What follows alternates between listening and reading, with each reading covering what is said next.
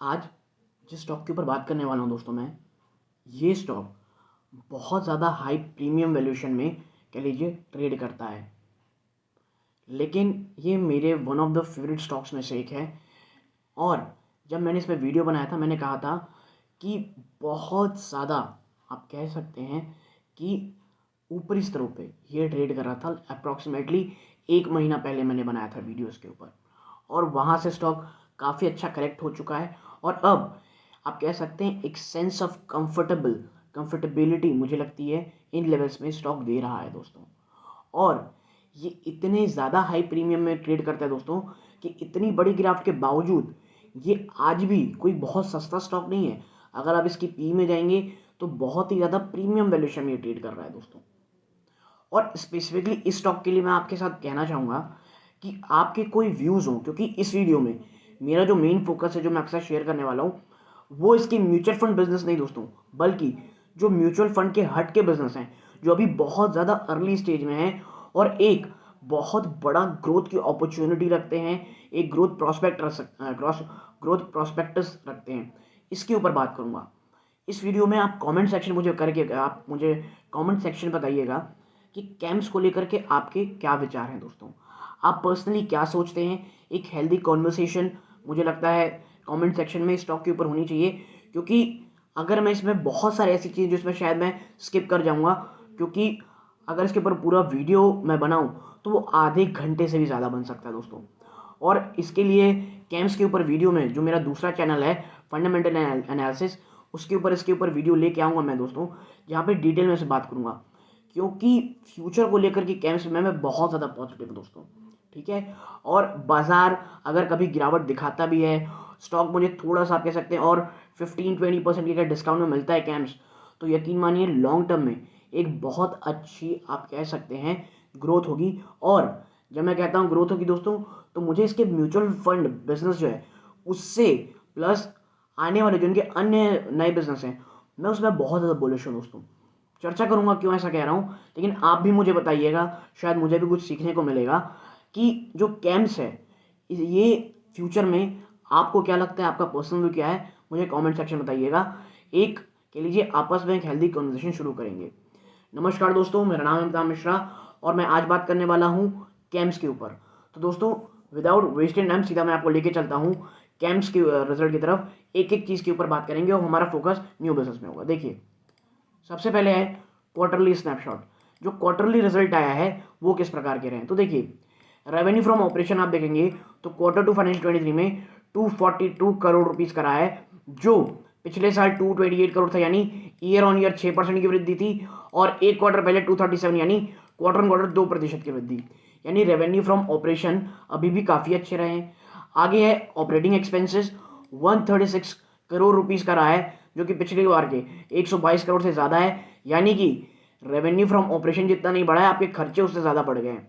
लेकिन अच्छी चीज़ ये है क्वार्टर क्वार्टर दर पे ये -2% है।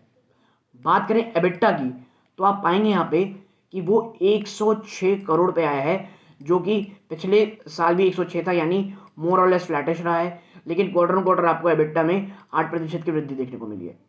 बात करें एबिटा मार्जिन की, तो ये 43.8% पे रहे हैं, जो कि पिछले साल से कम है दोस्तों 270 बेसिस पॉइंट के। और ये प्रॉब्लम रही है दोस्तों कि कंपनी का बिजनेस तो अच्छा चल रहा है, लेकिन जो ईल्ड्स हैं वहां पे दबाव साफ देखने को मिल रहे हैं। बात करें नेट प्रॉफिट की, तो इस बार ये 72 करोड़ पे आए, जो पिछली बार 73 करोड़ थे। लेकिन अच्छी चीज ये है क्वार्टर ऑन क्वार्टर बेस पे 12% की जंप है नेट प्रॉफिट में। तो ये तो एक छोटी सी कह लीजिए झलक हो गई किस चीज़ की दोस्तों, क्वार्टरली रिजल्ट्स की। और इसका पूरा कह लीजिए जो डेटा लिया गया है वो मनी कंट्रोल से लिया गया है, तो ये क्रेडिट उन्हीं को जाता है दोस्तों। ठीक है, आगे चलते हैं। आप पाएंगे, देखिए सबसे पहले देखते हैं हाईलाइट्स दोस्तों। तो देखिए camps revenue and earning muted in Q2 financial 23। मैंने आपको पहले ही दिखाया Q2 की अर्निंग ना कोई बहुत ज़्यादा अच्छी थी ना बहुत ज़्यादा खराब थी, एकदम म्यूटेड नंबर से दोस्तों। ठीक है, एयूएम में ग्रोथ थी हेल्थी, लेकिन यील्ड्स बहुत ज़्यादा प्रेशर में आपको साफ देखने को मिला। Proportion of high earning equity assets improve. दोस्तों जो हाई अर्निंग इक्विटी है, इक्विटी एसेट्स है, वहाँ पे अर्निंग इंप्रूव हुई है। और गुड ट्रैक्शन इन अल्टरनेटिव बिजनेस। और आज का मेरा फोकस यही है दोस्तों कि जो इनके अल्टरनेटिव बिजनेस है उसमें क्यों लोग इतने ज़्यादा पॉजिटिव हैं और इतना फोकस क्यों है। आगे देखिए, एक रिसेंट कुछ आया है दोस्तों कदम IRD की तरफ से, और वो बहुत अच्छा आया कैम्स के बिजनेस के लिए। Now IRDAI making KYC and insurance policy mandatory is big positive for camps insurance repository business. Camps का एक इंश्योरेंस रिपोजिटरी बिजनेस दोस्तों, और सरकार द्वारा यानी आप कह सकते हैं IRDAI द्वारा जो कदम उठाया गया है कि भाई KYC और इंश्योरेंस पॉलिसी अब मैंडेटरी होगी, बहुत ज़्यादा पॉजिटिव है ये कैम्प्स के लिए दोस्तों। वैल्यूएशन रिच है, upside can arise from non mutual fund business. और देखिए अब हर एनालिस्ट यही कह रहा है कि जो नॉन म्यूचुअल फंड बिजनेस है ना, ये बहुत ज़्यादा आप कह सकते हैं ग्रोथ के चांसेस पैदा कर सकते हैं। और मैं आपको बता दूं यही कारण है कि जो मैं कह रहा हूँ कि जो नॉन म्यूचुअल फंड बिजनेस है इसमें मेरा बहुत ज़्यादा फोकस है, बहुत ज़्यादा इंटरेस्ट है। कमेंट बॉक्स में ज़रूर बताइए कि आपको क्या लगता है, नॉन म्यूचुअल फंड जो बिजनेस है, जो ऑल्टरनेटिव बिजनेस है, क्या कैंप्स इसमें सफल हो सकती है, नहीं हो सकती है, और अगर नहीं हो सकती कारण क्या है आपका कहने का, और अगर हो सकती है तो आप क्यों पॉजिटिव हैं, ये भी ज़रूर लिखने की कोशिश कीजिएगा दोस्तों, ठीक है। और ये तो है दोस्तों कि 2372 का करेंटली प्राइस है, अभी शायद थोड़ा नीचे आ गया है, और 11,000 करोड़ 11,500 करोड़ से ज़्यादा का मार्केट कैप है। This and that it's all right, ठीक है। अब चलते हैं जो मेन वीडियो हमारा फोकस है, और मुझे लग रहा है बाकी में इनका जो ऑल्टरनेट बिजनेस है बहुत ज़्यादा पॉजिटिव है। आप देखें इधर option valuation of non mutual fund business, देखिए CAMS has other business which include account aggregator, payment aggregator CAMS pay के नाम से दोस्तों, service IAFs, PMS, loan against mutual fund, central record keeping agency CRA for the national pension scheme, NPS के लिए दोस्तों ये central record keeping agency के तौर पे भी काम करते हैं। यानी आप समझिए कितना वेल डाइवर्सिफाइड, कितना शानदार इनका अन्य बिजनेस है। इंश्योरेंस रिपोजिटरी भी है, KYC बिजनेस है। All this business are at a nascent stage but has huge potential. ये भले ही आपको लग रहा है ये तो बहुत सारे नाम हैं, लेकिन आपको मैं पहले बता दूं कि इतने सारे नाम पढ़ के खुश मत हो जाइएगा, ये अभी बहुत अर्ली स्टेज में है, ठीक है, बहुत अर्ली स्टेज में है, लेकिन इनका जो पोटेंशियल है वो बहुत ह्यूज है दोस्तों। और क्यों है, हम इस आर्टिकल की ओर कह लीजिए आर्टिकल समझने की कोशिश करेंगे। देखिए in Q2 2023 there was a good traction in the AIF यानी alternate investment fund business, AIF, ठीक है। ये दोस्तों तो जब Q2 2023 का नंबर्स आया वहां से काफी अच्छा ट्रैक्शन को मिला AIF बिजनेस में। The AI business saw revenue growing by 32%। Alternate investment funds का जो बिजनेस है वहां से दोस्तों जो ग्रोथ देखने को मिली 32% ईयर ऑन ईयर की। और Q2 of financial 23 albeit on a small base, ठीक है। देखिए ये ग्रोथ भी इसीलिए क्योंकि भाई बेस बहुत कम था। जब आपका लो बेस रहता है तो आपकी जो वृद्धि देखने को बनती है ईयर ऑन ईयर वो बहुत ज्यादा दिखती है, और ये कारण 32% देखने को मिला। New business addition was strong with 19 wins in the AIPMS space in Q2 2023। और अगर नए बिजनेस एडिशन की बात करें तो उसमें 19 न्यू विंस हमको देखने को मिले हैं, ठीक है। इन AIF बिजनेस में over 50 funds have signed up for camps wealth service. 50 ऐसे फंड हैं जिन्होंने साइंड अप किया है कैम्स के वेल्थ सर्विस के लिए। और digital onboarding platform for AIF and PMS investor, ये एक डिजिटल ऑनबोर्डिंग प्लेटफॉर्म है दोस्तों, तो ये काफी अच्छी न्यूज है। आगे है सिंस द लॉन्च कैम has ambitious target to take the count over 100 funds in alternative space with the current fiscal year. और देखिए कैम्स इस बात के लिए प्रतिबद्ध है कि जो 50 का नंबर मैंने अभी आपको बताया 50 से बढ़ करके 100 फंड्स तक जाना है इनके ऑल्टरनेट बिजनेस में इस साल के अंत तक, ठीक है। Which is very good, which is very ambitious. अगर ये टारगेट अचीव होता है तो ये बहुत इंपॉर्टेंट होगा, अच्छा होगा। The insurance industry saw an unprecedented regulatory activities in this quarter that created business opportunity for CAM। देखिए जो इंश्योरेंस रेगुलेटरी है वो बहुत ही अनप्रेसिडेंटेड तरीके से एक रेगुलेटरी एक्टिविटीज की ओर जा रही है। और देखिए जहां रेगुलेटरी आती है कैम्स के लिए बहुत अच्छा बिजनेस होता है, और इसीलिए कैम्स के लिए एक काफी अच्छी अपॉर्चुनिटी थी। In a big move IRDAI has mandated all new insurance policies will have to compulsorily issued in a dematerialized form from December this year। यानी जो भी इंश्योरेंस पॉलिसी आएगी आपको उसे डीमटेरियलाइज फॉर्म में देना ही पड़ेगा जो भी नई इंश्योरेंस पॉलिसी आएगी, ठीक है, बाय दिसंबर 2023। और ये बहुत इंपॉर्टेंट है कैंप्स के लिए, ये काफी पॉजिटिव चीज रही दोस्तों, ठीक है। आगे है by December 2023, all the old or existing policy will have to be bought on DMAT platform. Also, e-KYC has become mandatory from November 1. 1 नवंबर से e-KYC मैंडेटरी हो गई है।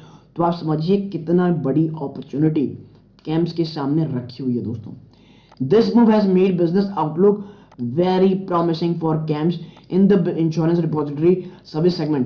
इनका जो इंश्योरेंस रिपोजिटरी सर्विस सेगमेंट है उसके लिए ये इतनी बड़ी अपॉर्चुनिटी, खुद समझिए। अब से जो भी नई इंश्योरेंस पॉलिसी आएंगी सब डीमेटलाइज फॉर्म में होनी चाहिए, पुरानी और नई तमाम तरह की चीजें डीमेट फॉर्म में होनी चाहिए। तो ये चीज जो ये कैंप्स का ये बिजनेस है उसके लिए बहुत अच्छी है। With millions of insurance policy life as well as general, चाहे वो लाइफ इंश्योरेंस हो चाहे जनरल इंश्योरेंस हो, दोनों को ही कह लीजिए आपको डीमेट फॉर्म में होना चाहिए। और ये मिलियंस इन नंबर में दोस्तों, ठीक है।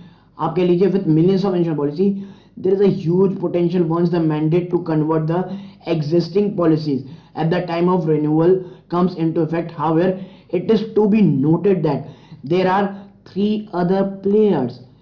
देखिए, everything is not as green as it seems. मतलब कि ये नंबर्स बहुत अच्छे देखने को मिल रहे हैं, लेकिन इसमें कैंप्स अकेला नहीं है। लेकिन अच्छी चीज ये है कि भीड़ भी उतनी ज्यादा नहीं है। कैंप्स के अलावा 3 और लोग हैं, NSDL, CDSL और कार्विया, जो इस पूरी की पूरी मार्केट को टैप करने की कोशिश करेंगे, ठीक है, in the fray for this opportunity and there could be pricing pressure. इसीलिए जहां पे प्लेयर 2-4 हो जाते हैं दोस्तों, भले वॉल्यूम्स अच्छे होते हैं लेकिन वो मार्जिन डेंट खाते हैं, और यहां पर शायद तक मार्जिन थोड़ी कम रहे दोस्तों, बट बिजनेस अपॉर्चुनिटी बहुत ज्यादा है। At present non mutual fund revenue form only 10% of total revenue of camps. आप इस नॉन म्यूचुअल फंड के रेवेन्यू का आप पोटेंशियल समझिए कि करेंटली जो mutual non mutual fund business है वो मात्र 10% है टोटल म्यूचुअल फंड बिजनेस के। और आप एक चीज देख रहे होंगे, जो म्यूचुअल फंड बिजनेस में इसकी मार्केट शेयर है उस थोड़ी सी घटी है, मेरे ख्याल से 220 बेसिस पॉइंट इसमें गिरावट देखने को दर्ज की गई है। और यही कारण है, देखिए सिर्फ आप और मैं नहीं सोचते हैं कि कैंप्स में एक ही तरह से बिजनेस आ रहा है। कैंप्स में जो बैठे हैं लोग, मैनेजमेंट, वो भी ये समझ रही है चीजों को, और इसीलिए लगातार नॉन म्यूचुअल फंड बिजनेस के ऊपर वो कह लीजिए नॉन फोकस कर रही है। और यही कारण है कि इतने शानदार शानदार प्रोडक्ट्स को लेके आ रही है टू इंक्रीज इट्स रेवेन्यू, ठीक है। This can change in the coming year and drive earning as well as valuation of the company. Now overall CAMS is in a vantage position in the mutual fund industry, which is going from strength to strength, and now it can potentially play a bigger role in the financial service domain outside the mutual fund space.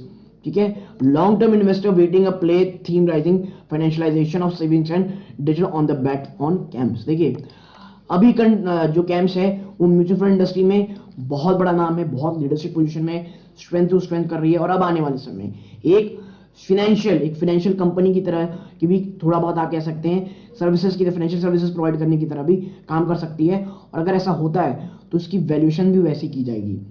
और बहुत far fetched लेकर के मैं कह रहा हूं, शायद आने वाले समय में कैंप्स एक काम करे कि अपने कैंप्स की जो म्यूचुअल फंड की जो अर्निंग है उसे एक साइड में रखे, और जो फाइनेंशियल सर्विसेज देती हैं उसको अलग करके कह लीजिए अलग तरीके से लिस्ट करें दोस्तों।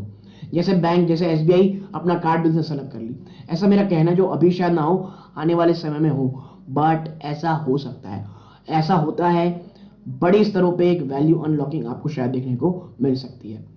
मैं फिर कहूंगा camps is a good business model, इसमें कोई डाउट नहीं है, लेकिन अभी वैल्यूएशन इसकी बहुत हाई है, और अगर बाजार में गिरावट होती है तो जो हाई वैल्यूएशन स्टॉक होते हैं वो पहले गिरावट दिखाते हैं। लेकिन मुझे लगता है एक्यूमुलेट करना धीरे धीरे से ये एक अच्छी स्ट्रेटजी हो सकती है लॉन्ग टर्म के लिए। दोस्तों आपका क्या विचार है जरूर कमेंट बॉक्स में लिखिएगा। आपको क्या लगता है जरूर से जरूर ये बात मेरे साथ शेयर जरूर कीजिएगा, एक हेल्दी कॉन्वर्सेशन हम स्टार्ट कर सकते हैं दोस्तों। तो यदि आपको ये वीडियो अच्छी लगती हो लाइक करके चैनल को सब्सक्राइब कीजिएगा, यहाँ तक जुड़े रहे, अपना कीमती समय दिया इस बात का बहुत बहुत धन्यवाद। ये इस वीडियो का अंत है। जय हिंद दोस्तों।